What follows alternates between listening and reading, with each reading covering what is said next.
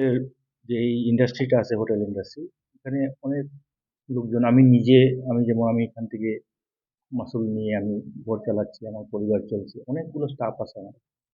প্রত্যেকটা হোটেলের নাই করে ৫০ থেকে ১০০-১৫০ স্টাফ থাকে। সবাই নিজেদের পরিবার চালাচ্ছে।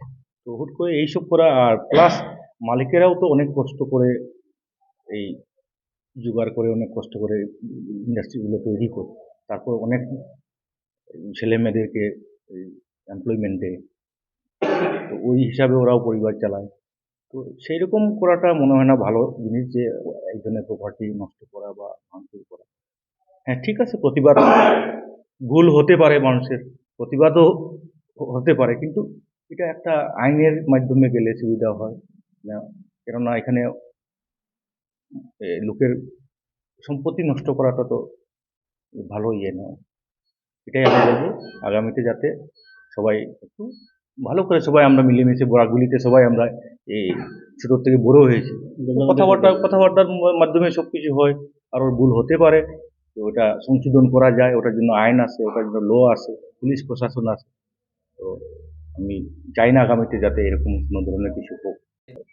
অ্যাকচুয়ালি ওদিনের ঘটনার উপরেই ভিত্তি করে বলছি, এই ইন্ডাস্ট্রির উপরে আজকের ডেটে বরাকভ্যালিতে কম করেও ১৫,০০০ লোক জড়িত। আরও কিছু লোক জড়িত আছে যারা আমাদেরকে সাপ্লাই দিচ্ছে। কেউ হয়তো মাছ সাপ্লাই দিচ্ছে, কেউ সবজি সাপ্লাই দিচ্ছে। হ্যাঁ, ইনডাইরেক্টলি আরও ১০,০০০ মতো লোক জড়িত। ওই দিনে যে ঘটনাটা হয়েছে, হোটেলে গেস্ট ছিল। আমরা যখন গেস্টকে একটা রুম প্রোভাইড করি, রুমের মালিক কিন্তু গেস্ট হয়ে যায়। ওই দিন যে প্রতিবাদের যে ইয়েটা ছিল, গেস্টের উপর আক্রমণ, মানে যে ঢিলটা ছোড়া হয়েছে, গেস্টের রুমে ঢিল ছোড়া হয়েছে, গেস্টগুলো খুবই আতঙ্কিত ছিল। আমরা অ্যাসোসিয়েশনের পক্ষ থেকে প্রথম থেকেই আমার একটা মোটিভ নিয়ে কাজ করছি যে বরাকভ্যালিতে হোটেল ব্যবসায় একটা ভালো বাতাবরণ নিয়ে আসা, টুরিস্টকে এখানে নিয়ে আসা, আমরা চেষ্টা করে যাচ্ছি। এ ধরনের অ্যাটাক যদি আমাদের টুরিস্টের উপরে হয়, হ্যাঁ, তবে আমি মনে করছি না এটা ভালো লক্ষণ, বরাকভ্যালির জন্য ভালো লক্ষণ।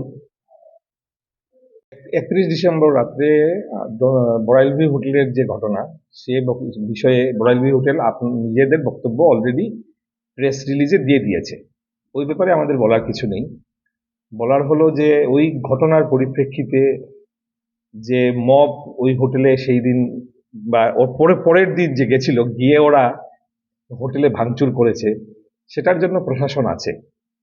যদি কোনো দোষ বিচার করার জন্য জনগণ বিচারটা যদি নিজের হাতে নিয়ে নেয়, তাহলে সেটা বাকি হোটেলগুলো তো ভয় পাবে, বা মানে পাবে কি পাচ্ছে, যে ভুল ত্রুটি লোকের হতে পারে, তার মানে যে এটা না যে ও বিচারটা ওরাই করবে। জনগণ সেই জিনিসটা আমাদের প্রশাসনের কাছে যেতে পারতো, বলতে পারতো এসপি কে, ওসি কে বলতে পারতো যে এই ঘটনার পরিপ্রেক্ষিতে এই মোরাল ট্রাফিকিং অ্যাক্টের আওতায় এই হোটেল এই অ্যাক্টিভিটি করেছে, আইন যা বলে সেটা আপনি করুন। ওরা ওইটা তো কিছু বলেনি, ওরা এফআইআর করতে পারতো, অনেক অপশন ছিল। ওরা মব গেছে, গিয়ে হোটেলে ভাঙচুর করেছে। সেটা দেখে আমাদের এইটা বক্তব্য যে hotel and restaurant owners association থেকে ওরা ভাবছে যে আমাদের প্রপার্টি তো একটা অ্যাটাক হতে পারে। একটা লোক একটা ইন্ডাস্ট্রি গড়ে তুলেছে, অনেক কষ্ট করেছে, কেউ এসে সেটা ভেঙে দেবে, সেটা তো অ্যাকসেপ্টেড না। সেটা আমরা অপোজ করছি এবং আশা রাখছি যে ভবিষ্যতে যদি এরকম কোনো জিনিস প্রতীয়মান হয় যে কোনো জায়গায়, সেটা আমার এস্টাবলিশমেন্টেও হতে পারে, শিলচরে যে কোনো হোটেলে হতে পারে, সেটার জন্য যাতে প্রশাসন